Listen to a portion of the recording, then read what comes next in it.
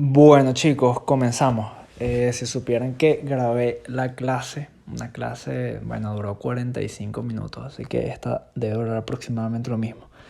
Y no activé el audio. Entonces, bueno, estamos grabándola por segunda vez. Claro que sí, ¿por qué no? Sí se puede. Entonces, bueno chicos, me presento de nuevo, soy Ramón Figuera. Y bueno, los voy a estar acompañando durante toda esta clase. Yo le llamo clase promocional. Ok, bueno, también en la primera clase les comenté, en la que grabé y no se escuchó nada, de que me disculparan por ese video introductorio extraño, ok, un poco serio. Pero bueno, la idea era transmitirles o darles la información en un minuto, llegó a 1 minuto y medio, de, bueno, darles una idea de lo que estaba hablando, ¿no? Lo que estaba ofreciendo. Entonces, bueno, lo importante de todo ahí era que, bueno, tengo unas guías bastante completas de todas las historias clínicas, niño, integral, cirugía, ortopedia, y que, bueno, parte del curso y del programa es ayudarlos durante todo el semestre, ¿ok? Para lo que necesiten. De que Ramón, ¿qué ves aquí? Si no entendieron, les vuelvo a explicar. Todo lo que necesiten, ¿ok? Aparte, bueno, tips súper importantes, por ejemplo, sobre todo para ortopedia, endodoncia, que es uno de nuestros terrores, ¿ok? Endodoncia y, bueno, cirugía. Que, bueno, son tips que aparte de que les van a enseñar bastante, bueno, los van a ayudar a hacer las cosas un poquito mejor, ¿ok? Tener más confianza y, bueno, ir más tranquilo. Bueno chicos, comenzamos rápidamente. Esta clase la titulé Clase de Interpretación Radiográfica para que aprendan y entiendan qué hay en estas panorámicas todas locas de una manera chévere y ya no tengan que pagarle a nadie para que los ayude a hacer las interpretaciones. Bueno, los que han llegado a hacer eso. Bueno, cabe aclarar, nunca me han pagado por hacer una panorámica, yo las hago gratis a mis amigos en sus momentos. O bueno, simplemente los he ayudado, ¿ok? Sigo con el título, hice la clase con mucho cariño, espero les sirva mucho, gracias, ¿ok? Ese es el título de la clase. La gente se burla de mis títulos, pero bueno, yo les digo que cuando ustedes hagan su clase, ustedes le pongan el título que les dé la gana. Ok chicos, comenzamos entonces. Comenzamos con esto. Nos vamos a aprender todo esto ahora mismo. Ok. Bueno, comenzamos. No, mentira. Es jodiendo. Acá les coloco, bueno, esto es una imagen referencial, ok, para que puedan observar todo lo que pueden ver en una panorámica. Ok. Acá les dejo los puntos y todo lo que pueden ver en una panorámica. Ahora yo les voy a dar los puntos más importantes, prácticos, que, bueno, manejamos nosotros, ¿ok? Que, bueno, que son los puntos que ustedes se lo van a decir a la profesora y la profesora les va a decir, coño, este pana sabe, ¿ok? Y bueno, ese es el objetivo de esta clase, explicarles los puntos más importantes, que entiendan lo que hay en una panorámica y, bueno, de una manera más didáctica, ¿ok? Entonces, bueno, comenzamos de verdad. Cuando vamos a hacer las defensas, los profesores nos preguntan, ¿qué ves acá? ¿Ok? Entonces, ahí ustedes se tienen que enfocar primero, que es la primera parte, que yo hice el curso como que me comí el postre primero antes de la comida. Pero primero tú hablas de dientes, ¿ok? Unidades dentarias y periodonto, ¿ok? En eso nos enfocamos. Entonces, básicamente yo se los describo aquí, que buscamos ver en una panorámica en cuanto a tejidos duros dentarios y periodonto, es ver si hay periodontitis, ver si hay caries y su profundidad, ver si hay restauraciones, ver si hay abscesos y quistes y ver si hay anomalías. Eso es lo primero que vemos. Después que tú le dices a la profesora, mira, hay tantas caries, tantas restauraciones, hay tal nivel de periodontitis, hay tal pérdida ósea, todo eso, vamos a la segunda parte, que muchos lo preguntan, de que te dicen, ajá, dime qué estructuras anatómicas ves ahí, ¿ok? Entonces, bueno, vamos a comenzar primero con las estructuras anatómicas y luego nos vamos con la interpretación como tal. Ok, entonces, bueno, esta imagen me ayudó mucho a comprender lo que ve en una panorámica, ¿ok? Esto es una panorámica con el tejido óseo, bueno, con el tejido óseo como tal. Entonces, bueno, podemos observar de mejor manera las estructuras. Ven cómo se ve en la parte inferior, se ve hasta el hueso hioides. Ok, aquí podemos ver el hueso hioides. Entonces, bueno, eso antes de ver esta imagen no sabía que ese hueso hioides estaba aquí, todo fantasma, que ni se nota ni se ve. Pero bueno, da la casualidad que está ahí nuestro huesito hioides y lo podemos ver en la panorámica. Ok, cosa importante acá que quiero resaltar y que tomen en cuenta, observen bien cómo es la cavidad nasal. Ok, observen bien cómo es la cavidad nasal porque no es lo mismo lo que vemos acá a lo que vemos acá. Ok, si se dan cuenta es totalmente diferente. Para mí, todo en la panorámica se entiende, ok, menos la cavidad nasal, que es un poco abstracta, ¿ok? Un poco más abstracta, ¿ok? Entonces, bueno, vamos a explicar primero la cavidad nasal y luego terminamos a explicar todo, porque es lo más complejo, lo único que merita así una explicación más importante. Entonces, en la cavidad nasal, bueno, primero vamos a comenzar con el tabique nasal, ¿ok? El tabique nasal, como lo pueden observar acá, es esta estructura que se forma entre huesos y cartílago, ¿ok? El tabique nasal o septum nasal, bueno, hay una peculiaridad que a la altura del meato, que ya les voy a explicar el cornete medio, ¿ok? Ya les voy a explicar lo de los cornetes y los meatos. A la altura del cornete medio hay un engrosamiento del septum nasal que se llama tubérculo septal, ¿ok? Septum, septal, tubérculo septal, que es este engrosamiento que ven acá. Este engrosamiento que ven acá es el tubérculo septal. Ok, punto importante para ir conociendo los términos. Listo, ajá, entonces tenemos nuestro tabique nasal, vamos con los cornetes y los meatos. Entonces rápidamente vamos a explicar qué es un cornete y qué es un meato. La cavidad nasal es como una cueva, ¿ok? Que está conformada por la cueva, que es la piedra que viene siendo el hueso, y como una cueva tiene que tener un camino, ¿cierto? La luz, como, sí, la luz de la cueva. Entonces, nuestra piedra son nuestros huesos, que viene siendo el meato superior, meato medio y meato inferior, ¿ok? Entonces, el meato medio y el meato superior son protuberancias o vienen siendo el hueso o partes del hueso etmoide, ¿ok?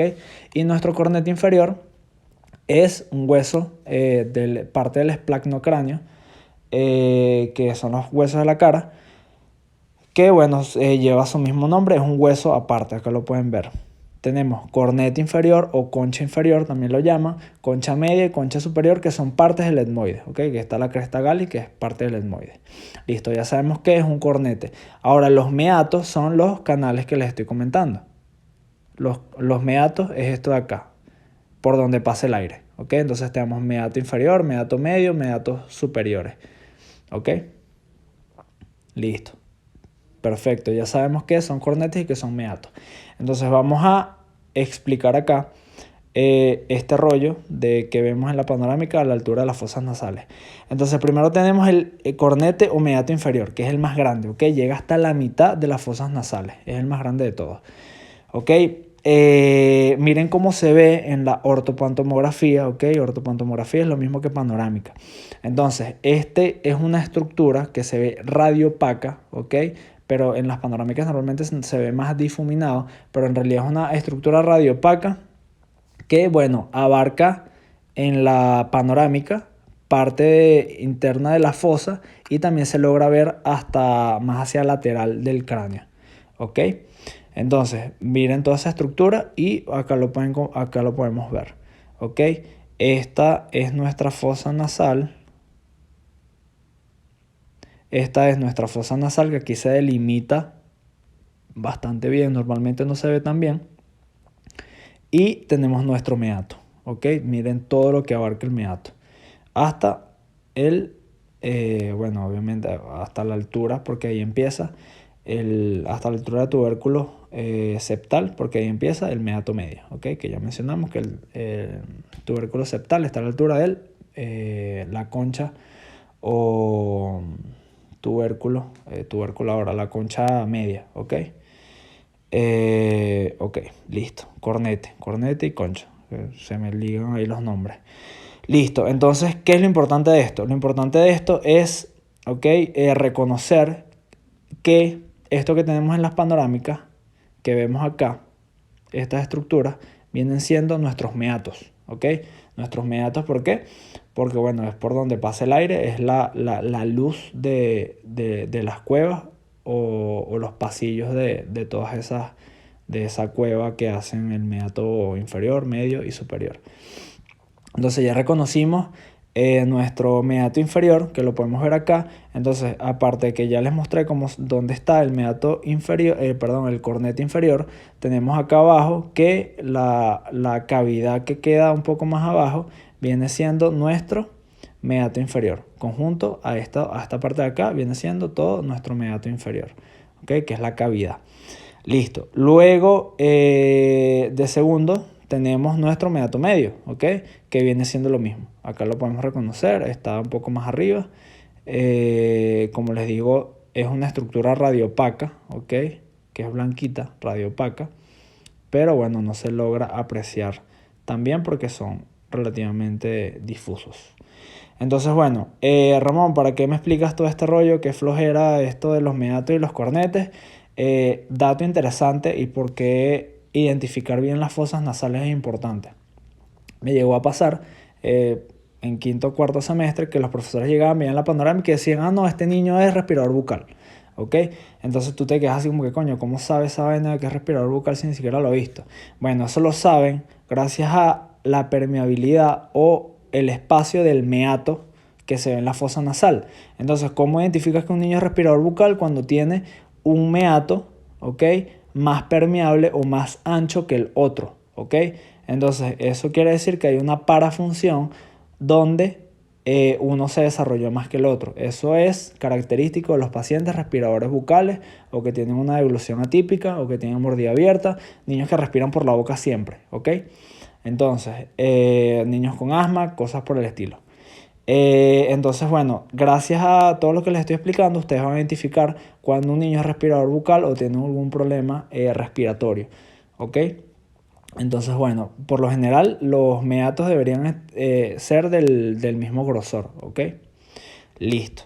Entonces, bueno, ya les explicamos ese rollo, lo de los meatos, los cornetes y la importancia de por qué entender las fosas nasales, ¿ok? Entonces, bueno, vamos a las estructuras que podemos observar en la panorámica, estructuras anatómicas. Entonces, bueno, acá yo les dejé la listica completa, les dejé la chuleta para que ustedes vean, ah, mira, esto aquí, ¿qué es lo que era? Listo, lo tienes aquí, resumido, chévere. Ok, entonces, bueno, les voy a ir diciendo para ir explicándoles la estructura y la función de la estructura para que lo relacionen con algo y se lo aprendan de mejor manera. Antes a mí, Tommy me decías, no, este es la apófisis coronoide. Bueno, apófisis coronoide, pero ni sabes para qué sirve la apófisis coronoide. O la eminencia articular, por ejemplo, y no tienes ni idea. Bueno, listo, entonces vamos a comenzar y yo les voy diciendo, acá como les dije, les coloqué la chuleta y una vez acá se los puse bien bonito, se los relacioné con cosas con lo que trabajamos nosotros y bueno, lo van a poder ver de mejor manera. Ok, acá tienen la parte de la chuleta, como gráficas de las relaciones y todo eso, está bien chévere. Ok, entonces, bueno, vamos acá. Te los voy a ir explicando y les voy a ir diciendo. Entonces, nuestra rayita roja es el septum nasal, ¿ok? O tabique nasal. El septum nasal nos separa a las fosas nasales, ¿ok? Una fosa nasal derecha y una fosa nasal izquierda. Cada fosa tiene su meato inferior, medio y superior, ¿ok? Entonces, la raya roja es el septum. El punto número 1, como ya dijimos, a ver si se acuerdan. Yo sé que no es en vivo, pero bueno. ¿Cómo se llama? Tubérculo septal, ¿ok? Tubérculo septal. Luego nos vamos al punto 2, que es la espina nasal. Entonces, la espina nasal anterior. ¿Qué coño? ¿Qué es la espina nasal anterior? Mírala acá. La espina nasal anterior es ese tuquito que ven ahí. Esa es la espina nasal anterior donde se unen las fosas nasales en su parte más caudal o más inferior. Ok, espina nasal anterior. Vamos con el número 3, que es el 3, ¿se acuerdan? El meato. El meato, el espacio por donde pasa el aire. Ok. Ahora el punto 4 es la sutura intermaxilar, ¿ok? Acá es donde se unen los maxilares. Acá se los pongo bien bonitos. Donde se unen los maxilares se ve de mejor manera en las periapicales, ¿ok? Vamos avanzando sin parar mucho. Acá tenemos el número 5, que es el piso de las fosas nasales, ¿ok? Que está las fosas nasales. Entonces, dato interesante, las fosas nasales cuando contactan con el seno maxilar hacen lo que es la Y que vemos en el cuadrante 4, 5 y 6 de nuestras periapicales, ¿ok? Eso lo podemos ver en las periapicales, una Y. Si cuando vieron radiología se deben acordar de esa Y. Ok, listo. Entonces, 5, piso de fosas nasales. 6, nuestro seno maxilar. 7, nuestro piso del seno maxilar. Ok. Por ejemplo, acá vamos a marcar todo lo que es el seno maxilar para que lo tengan en cuenta. Acá nuestro seno maxilar sería, vamos a marcarlo desde la cortical. Ok. La cortical del seno maxilar. Entonces, acá este punto 8, esta rayita que ven acá, esta línea que ven acá, esa es el proceso cigomático. ¿Para qué es importante el proceso cigomático? Para que no lo confundas con tu pared posterior del seno maxilar, porque no le vas a decir a la profesora, no, profe, mira, el seno maxilar termina aquí, cuando no termina ahí, termina más atrás, ¿ok? Entonces este proceso cigomático, para que no te confundas, que ahí no termina el seno maxilar, sino que el seno maxilar termina más atrás, y ese es el proceso del cigomático. Es una imagen superpuesta en ese sitio que, bueno, se ve como si fuera la pared del seno maxilar. Listo. Bueno, el 8 es la pared posterior del seno maxilar. Nuestro 9 es...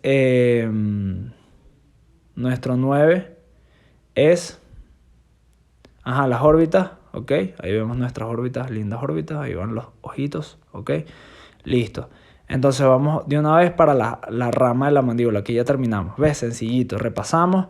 Septum nasal, tabique, tubérculo septal. El 2 es espina nasal anterior, que ya la vieron. 4, sutura intermaxilar. El 5, piso de las fosas nasales. El 6, seno maxilar, piso del seno maxilar, pared posterior del seno maxilar en nuestra órbita. Listo. Vamos con la rama de la mandíbula. Entonces tenemos acá el número 10. El número 10 es nuestro cóndilo, el famoso cóndilo. Todo el mundo sabe cuál es el cóndilo. ¿Ok? Entonces el cóndilo, datos interesantes, es que en el cóndilo se inserta, ¿ok?, el músculo pterigoideo lateral o músculo pterigoideo externo. Es lo mismo. Músculo pterigoideo lateral y externo es la misma vaina, ¿ok? En algunos sale como lateral, en otros como externo. Entonces ya saben que es lo mismo. Listo. Después vamos con el 11, que es nuestra escotadura mandibular, ¿ok? Esto es lo que conecta el cóndilo con nuestra 12, que es nuestra apófisis coronoide. Dato interesante de la apófisis coronoide, acá es donde se inserta el músculo temporal, que es un músculo grandote que se inserta acá, ¿ok? Acá yo lo tengo bien bonito, nuestro músculo temporal, miren dónde se inserta, apófisis coronoide, ¿ok? Esto es nuestro cóndilo, escotadura, apófisis coronoide. Lindo, chévere. Y este es nuestro músculo temporal. Ok, listo. Ajá, seguimos. Ok, vamos por acá.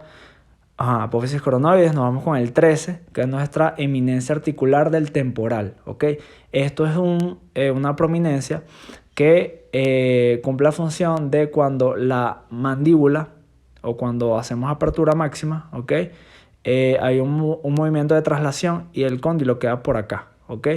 Es parte del movimiento de apertura de la boca, ¿ok? De la mandíbula. Listo, entonces esa es nuestra apófisis coronoides, que esta sí me gustaría mostrárselas también. Acá tenemos nuestra apófisis coronoides. Esto es nuestro cóndilo, tenemos el disco articular y los dos juntos van a ponerse por delante de la apófisis, de la eminencia articular, ¿ok? Listo. Seguimos por acá. Ajá. Eminencia articular. Vamos con el conducto auditivo externo, que también lo llaman meato auditivo externo. Meato es como canal, es como decir conducto. Ok. Listo. Luego tenemos el 15. El 15 es nuestra línea oblicua. Ok. Línea oblicua o borde anterior de la mandíbula. Aquí colocamos el dedo para hacer nuestra técnica troncular mandibular directa. Ok. Ya sabemos que la línea oblicua. En la línea oblicua o borde anterior de la mandíbula colocamos el dedo. ¿Ok? Luego tienes tu ángulo de la mandíbula. El ángulo de la mandíbula es interesante porque acá se inserta otro de los músculos de la masticación, que es el músculo macetero. Por el ángulo, por la parte externa se inserta el macetero y por la parte interna se inserta el pterigoideo interno, ¿ok? Pterigoideo medial o interno. El de afuera es pterigoideo externo o lateral. Listo, entonces esto es nuestro ángulo de la mandíbula. Terminamos, vamos con el 17, que es la rama de la mandíbula. ¿Ok? Estructuralmente la mandíbula se divide en dos ramas, ¿ok? Y un cuerpo mandibular, cuerpo y ramas mandibulares, ¿ok? Listo. Perfecto. Ok, entonces tenemos nuestra rama de la mandíbula, vamos con el 17, vamos con el 18, ¿dónde está el 18? Ajá, la rama, ya dijimos que es la rama. Vamos con el 19, tenemos nuestro conducto dentario inferior, ¿ok? Nuestro conducto dentario inferior, tenemos una imagen, dos líneas radiopacas, ¿ok? Con el medio radiolúcido. Las líneas radiopacas es porque es un conducto como que si fuera una tubería, ¿ok? Pero la tubería es de hueso, ¿ok? Entonces, como es de hueso, cortical, se ve radiopaco, una línea radiopaca. Y en el medio pasa el paquete vasculonervioso del dentario inferior, ¿ok? Ahí es donde va nuestro nervio alveolar inferior que nos inerva a todas las estructuras dentarias de cada miarcada. Listo, entonces, dato interesante es que este conducto, que es el recorrido del nervio, nace desde el agujero mandibular, ¿ok? Que está por detrás de la língula, ¿ok? Está por detrás de la língula y bueno, va por todo, esta es la língula. Esta es la língula, este es el agujero, va por dentro y llega hasta el agujero mentoniano, que ya lo vamos a ver. Entonces, acá se divide en una rama externa, que es el conducto, porque sale por el conducto mentoniano, y la rama interna, que da a la ramificación de los incisivos. ¿Ok? Los incisivos anteroinferiores. Listo, ya sabemos el recorrido del nervio alveolar inferior. ¿Ok? Y bueno, en la panorámica vemos es el conducto. Listo. Entonces seguimos acá. Tenemos nuestro conducto, como ya dijimos, va desde acá, va a hacer su recorrido y llega hasta el agujero mentoniano. ¿Ok? Nuestro agujero mentoniano, datos referenciales, está entre los premolares. ¿Ok? Importante este agujero mentoniano porque se puede confundir con abscesos o quistes. ¿Ok? Especialmente quistes. Porque es una imagen radiolúcida de bordes definidos, redondeados, radiopaca, ¿ok? Es un huequito que está rodeado por cortical también, que es el agujero mentoniano, ¿ok? Y el número 20, por último no, porque está el hioides. El número 20 es la espina geni, ¿ok? Aquí se inserta, aquí es una espinita que se ve en la radiografía, una zona radiopaca, ¿ok? A la altura del mentón, donde se inserta el músculo genilloideo, que se inserta en la espina geni y el hueso hioides. ¿Ok? Y bueno, por último tenemos nuestro hueso hioides, que uno de los datos interesantes es que en el hioides se inserta el digástrico. ¿Ok? Va desde el mentón al hioides y desde el hioides va a la apófisis mastoides, que eso no se ve aquí. Aquí se ve la apófisis estiloides, pero que está como por aquí según... Pero bueno, eso no tiene un valor tan práctico. Entonces, bueno, chicos, acá les acabo de mencionar, ustedes le dicen, estos son los puntos más básicos, ¿ok? Apréndanse estos puntos y bueno, la profesora cuando estén en la evaluación, nada, esta chama sabe, listo. Ya saben qué hay en la panorámica. Aquí tienen la chuleta para que se lo aprendan y listo. Aquí les tengo las referencias, todas las que les acabo de mencionar, que los meatos, las conchas, la sutura, la pared de la fosa, aquí está la Y, ok, miren la linda Y, ahí se ve la Y, listo. Seno maxilar, el cóndilo se inserta el pterigoideo lateral, escrutadora sigmoidea, Puse que se hace que se vea cool la escotadora, pero bueno, también tiene una función más importante, que establece comunicación entre las regiones maceterinas y cigomáticas y da paso a los vasos y nervios maceterinos. Todo en el cuerpo tiene una función, menos las cordales y menos el apéndice. Mentira, todos, bueno. Ajá, son órganos vestigiales eso.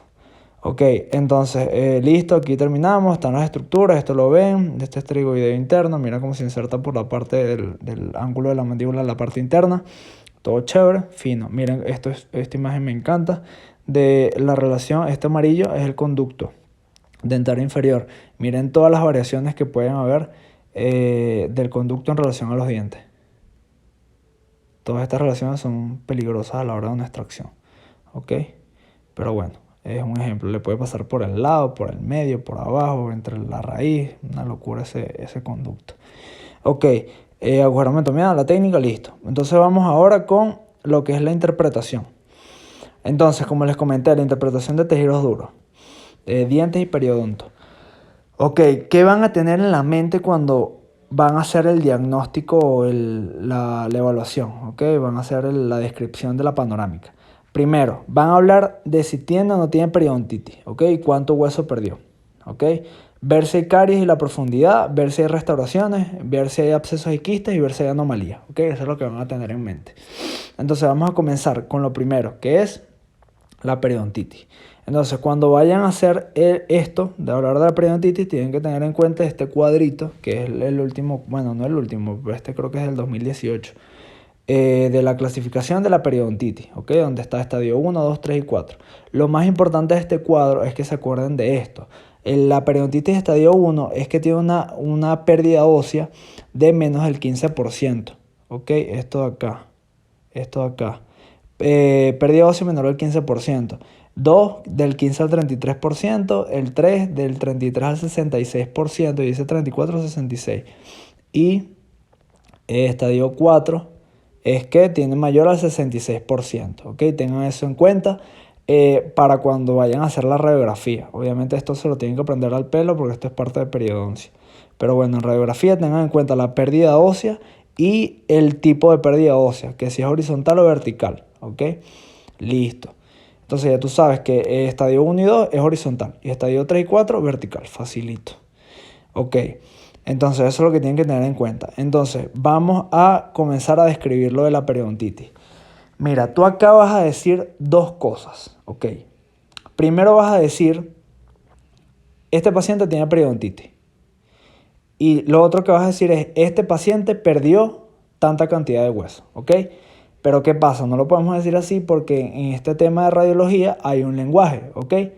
Por ejemplo, caries en radiología no es caries. Caries en radiología es igual a imagen radiolúcida de bordes indefinidos compatible con pérdida de sustancia calcificada. Tú tienes que, para decir caries, tú tienes que decir toda esa vaina que te acabo de decir completica. Porque tú no le puedes decir al profesor, aquí tiene una caries cuando estás hablando en radiología. Tú le tienes que decir, profe, aquí se ve una imagen radiolúcida de bordes indefinidos compatibles con pérdida de sustancia calcificada. Eso es caries. No le puedes decir caries porque te cachetean, ¿ok? Entonces, ¿cómo vamos a decir que este paciente tiene periodontitis? Para decir que el paciente tiene periodontitis activa, tú vas a decir que ha perdido la cortical ósea, ¿ok? ¿Cómo es este rollo? Te lo explico. Esto es un paciente sano, que casualmente esta es mi radiografía. Ajá. Ok, acá la cortical es esto, ¿ok? La cortical del hueso alveolar, ¿ok? Entonces, cuando tú ves que esto está blanquito, que tiene cortical, pues la cortical del hueso compacto se ve blanquito o radiopaco, es que está sano, ¿ok? A diferencia de este paciente que mira cómo está aquí, ¿tiene blanquito? No tiene blanquito, ¿ok? O sea que los osteoclastos están activos y se están comiendo ese hueso, ¿ok? O lo están degenerando. Entonces, eso es lo primero que vas a decir. Tiene periodontitis. ¿Cómo se dice que tiene periodontitis? Vas a decir línea radiopaca discontinua compatible con con cortical de la cresta alveolar, ¿ok? Aquí se los coloqué. Línea radiopaca discontinua compatible con la lámina dura o cortical del hueso alveolar. Eso es lo mismo que decir tiene periodontitis. Y con eso vas a comenzar todas tus interpretaciones radiográficas. Línea radiopaca discontinua compatible con laminadura del hueso alveolar. Ahí ya dijiste tiene periodontitis activa. ¿Por qué? Porque ya viste que no tiene cortical, o sea que tiene una periodontitis activa. Como por ejemplo acá, cortical ven ahí, no hay cortical en esa vaina.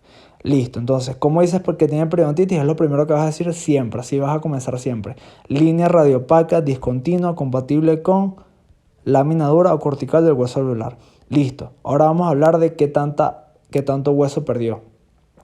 Entonces, lo primero es discontinua y lo segundo para decir cuánto hueso perdió es disminuida. Entonces, ¿cómo es este rollo? El primero es línea radiopaca discontinua.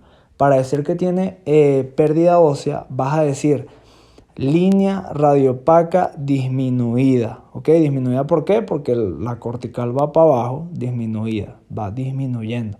Ajá. Línea radiopaca disminuida compatible con cresta alveolar. Eso es lo primero que vas a decir.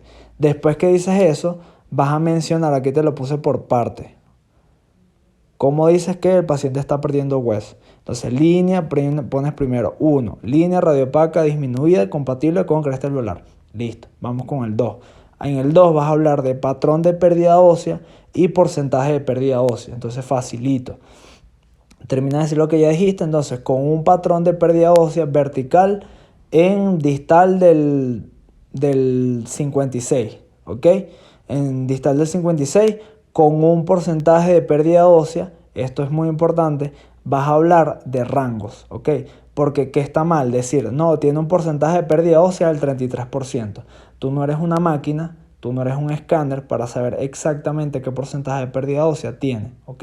Entonces, como estás tirando un número tentativo, vas a hablar de rangos, ¿ok? Entonces vas a decir, con un porcentaje de pérdida ósea entre 33 y 66%. Coloca siempre un rango para dar como pie a eso, pues que estás trabajando en función a un rango. Porque como te digo, no eres una máquina para decir, no, este tiene 33,5% de pérdida ósea. No, es imposible. Bueno, obviamente sí es posible, pero tú no eres una máquina para hacer eso. Cuando hayas máquinas para hacer eso, lo haces. Pero ahorita, como lo estás haciendo tú, no lo puedes poner así. Listo. Colocas que, patrón de pérdida ósea vertical o horizontal y pones el porcentaje de pérdida ósea. Ok, listo. Acá les voy a poner un ejemplo, que fue el ejemplo que hice. A ver acá. Aquí está. Les hice un ejemplo. Línea radiopaca discontinua compatible con cortical de la cresta alveolar. Ahí ya dijimos que tiene periodontitis. Ahora vamos a decir que perdió hueso. Línea radiopaca disminuida compatible con cresta alveolar. Con un patrón de pérdida ósea vertical en distal del 36. Con porcentaje de pérdida ósea entre 50 y 66%. Localizada. Porque la vertical normalmente es localizada. ¿Ok? Pero cuando tiene pérdida ósea vertical localizada, también tiene pérdida ósea horizontal. Porque ya está en un estadio 3. Entonces, localizada, bueno, generalmente, no siempre es así. Entonces, después que dice vertical, hablas de la horizontal. También con patrón de pérdida ósea horizontal generalizada entre un 50 y 66%. O pones la cantidad que haya perdido, ponte, no sé, lo que tenga. Y listo, ¿ok? Después que hablaste de eso, vamos con el siguiente paso. El número 4, el número 3, y hablas del ensanchamiento del espacio del ligamento periodontal. El ligamento periodontal no se dice ligamento periodontal en radiología, sino que se dice espacio del ligamento periodontal, porque el ligamento periodontal en las panorámicas, en las rayos X, se ve como un espacio radiolúcido, no se ve, ¿ok? Que es el espacio, no es denso, ¿ok? Entonces, listo. Se observa línea radiolúcida ensanchada compatible con espacio del ligamento periodontal, por ejemplo, en raíz distal del 17 o en las dos raíces, como tú quieras. Y por último, hablas del trabeculado óseo, que por ejemplo, los pacientes a mayor edad es hueso más compacto y a menor edad más difuso. ¿Ok?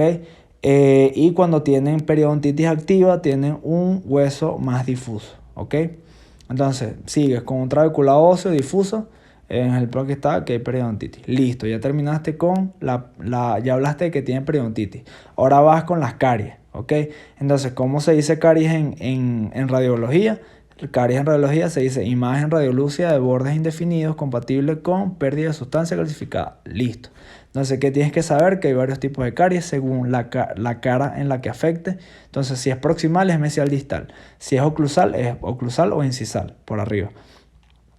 Caries bucal lingual, estas son las de las caras libres, que es que ves que tiene la caries, pero no está en ninguna, no empezó por ninguna de las caras antes mencionadas, ¿ok? Están en todo el medio. Y la caries segmental es cuando está en la raíz, porque ya es segmento radicular, y la caries recurrente es cuando la caries está abajo de una restauración o un material restaurador, ¿ok? Entonces, en orden, ¿cómo se escribe esto? ¿Ok? Colocas imagen radiolúcida de bordes indefinidos, ¿ok? Y empiezas a colocar primero la cara, que compromete la cara mesial o distal o oclusal o segmental o de caras libres, ¿ok? Entonces vas a colocar que va la caries de tercio, por ejemplo, en este caso, va la caries de tercio cervical a tercio oclusal. Entonces apréndanse los tercios coronales y los tercios radiculares. Los tercios coronales son cervical, medio y oclusal o incisal. Y los tercios radiculares son cervical, medio y apical. Apréndanse eso. Ok. Entonces, en este caso vas a colocar de dónde a dónde va la caries. Normalmente es de abajo hacia arriba porque, por ejemplo, puede ser una caries que esté nada más en tercio medio o en tercio cervical, X. Y después de que terminas de colocar eso colocas si es incipiente, moderada, avanzada o severa. Acá tienes los ejemplos. Incipiente, solo en esmalte; moderada, solo en dentina; avanzada, en esmalte, dentina y pulpa; y severa cuando tiene una lesión, un absceso o un quiste. Ok, listo. Entonces, después que hablamos de la caries, vamos con las restauraciones. Las restauraciones, ¿cómo se dicen en radiología? Imagen radiopaca de bordes definidos compatible con material restaurador, ¿ok? Así se dicen. Listo, ahora vamos con los abscesos, quistes y granulomas. En radiología, por lo general, identificaron, bueno, aquí los podemos comparar de varias formas. Entonces, aparte de los quistes, tenemos acá antes estos conceptos que es esclerosis pulpar, obliteración pulpar y cálculos pulpares. Entonces tienes a la esclerosis pulpar, ¿ok? Listo, esclerosis pulpar es cuando se va segregando, ¿ok? O se va creando dentina secundaria, que es la dentina fisiológica, ¿ok? Durante toda la vida. Por ejemplo, en pacientes mayores, la cámara pulpar y los conductos pueden estar con mayor cantidad de dentina y tienen menos luz en lo que es los conductos y la cámara pulpar como tal, ¿ok? A diferencia de obliterado, que es que no se observa la cámara porque todo está radiopaco, ¿ok? En radiología lo ponen de este modo. Y los cálculos pulpares o pulpitos son calcificaciones que se forman dentro de la cámara, ¿ok? Por ejemplo acá, ¿ves? Se forma un puntico ahí dentro de la cámara. Eso es un pulpito. Ok, ahora vamos con los abscesos, granulomas o quistes. Ok, entonces tenemos que saber que los abscesos en estado agudo por lo general no se ven, ¿ok? Porque todavía no se han concentrado, ¿ok? Cuando el proceso es crónico, el pus se concentra, drena a través del hueso hacia el espacio del ligamento periodontal. Ok, esa es una de las cosas por las cuales se ensancha el ligamento periodontal y bueno, ya se puede observar en apical la imagen. Ok. Gránulos y quistes, ok, son, el gránulo preapical, masa localizada de tejido de granulación, ok, con inflamación. Este es un tejido como más duro, más compacto, con inflamación crónica en el ápice de un diente desvitalizado. Y el quiste también, el quiste y el granuloma y el absceso es cuando se necrotiza, ok, el tejido pulpar y todas esas bacterias bajan y se crea el pus, ok, que es un mecanismo de defensa. Y bueno, se forman los abscesos, después granulomas, después quistes. ¿Ok? Listo. Entonces, ¿cómo podemos comparar uno del otro? El absceso tiene esta característica, que es difuso. ¿Ok? El granuloma tiene la característica que es menos difuso, está más concentrado, pero no tiene todavía cortical. ¿Ok? No está rodeado la lesión por cortical. Acá lo podemos ver. Esto es un absceso difuso. Esto es un granuloma, ven cómo se ve, más formado, pero no tiene cortical a diferencia de esto. Ven cómo se ve la cortical mejor formada rodeando el área. Okay, acá les dejé varios tipos de quistes. Okay, gingival, erupción, periodontal lateral, residual, preapical, de dentición y los queratoquistes odontogénicos. Okay, son varios tipos de quistes, según la zona donde salgan. Okay. Esto no lo preguntan mucho, pero bueno, se lo podrían aprender porque sí lo podrían preguntar. Entonces, ¿cómo se describe? El absceso. El absceso se describe de esta forma. Imagen radiolúcida de bordes indefinidos, radiolúcidos compatibles con absceso apical en unidad tal. ¿Okay? Quiste. Imagen radiolúcida de bordes indefinidos, de bordes definidos, radiopacos, compatible con quiste radicular en unidad tal. Entonces, las anomalías, ¿ok? Para no hacer el video tan largo, ¿ok? Son bastantes anomalías y si me meto con la parte de las anomalías, bueno, no terminaba. Eso es como una clase aparte. Sería muchísimo más extenso o el doble extenso. Entonces, bueno, las anomalías, yo tengo una diapositiva con todas las anomalías, con fotos, está súper cool, ¿ok? Donde te explican el tipo de anomalía, la causa y bueno, cómo se ve radiográficamente, ¿ok? Entonces, bueno, básicamente, por ejemplo, tienen dilaceraciones, alguna alteración de amelogénesis imperfecta, dentinogénesis imperfecta, se pueden ver taurodontismo, que es el diente tiene una forma toda extraña. Hay varios casos, ¿ok? Por ejemplo, hablas de los supernumerarios. Por ejemplo, si quieres hablar de un supernumerario, dice imagen radiopaca de bordes definidos compatible con dientes supernumerarios, ¿ok? Todo lo que veas extraño y sea radiopaco lo mencionas así y hablas de el posible diagnóstico, la posible cosa que podría representar esa imagen, ¿ok? Entonces, bueno, chicos, espero que les sirva, les sea de mucho provecho, puedan hacer sus interpretaciones de mejor manera. Recuerden el orden, hablen primero de que si tiene periodontitis. Ya saben que una persona con periodontitis no tiene cortical. En la cresta alveolar no tiene cortical porque los osteoclastos ya están activos y perdió la cortical, solo le queda el trabeculado. Ok, después, bueno, hablas de la recesión, la pérdida ósea y bueno, hablas de primero, mencionas lo que ya te comenté, línea radiopaca disminuida, compatible con cresta alveolar. Hablas del patrón con un patrón de pérdida ósea vertical o horizontal y después hablas del porcentaje, con un porcentaje de pérdida ósea de entre tanto y tanto, un rango. Siempre pongo un rango porque tú no eres una máquina para determinar que tiene un 33,556% de pérdida ósea. No podemos ser tan exactos, ¿ok? Entonces por eso colocamos rango. Y bueno, chicos, espero que les haya servido. Cualquier cosa estamos a la orden, cualquier pregunta. Y bueno, fue un gusto y nada, éxitos para este semestre que entra.